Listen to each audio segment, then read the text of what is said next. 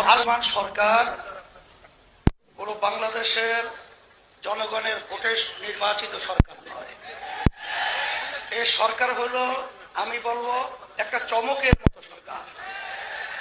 এই সরকারের কাছে আমরা উদাত্ত আহ্বান জানাবো যে যেহেতু একটা সুযোগ এসেছে, আপনারা একটা চমক দেখাবেন।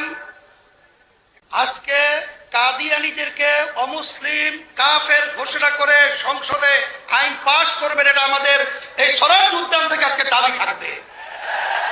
আর সাথে সাথে আমরা 53 বছর দেখেছি বারবার উলামায়ে কেরাম এবং মুসলমান আমরা রাস্তায় এসেছি।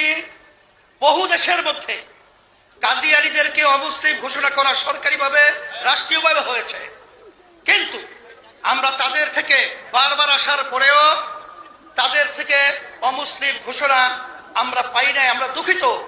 এর জন্য আমি সকল উদাত্ত আহ্বান জানাবো, 5ই আগস্টের পরে বাংলাদেশের ভিতরে ইসলামের উত্থানে একটা সুযোগ এসেছে। আমাদের নিজেদের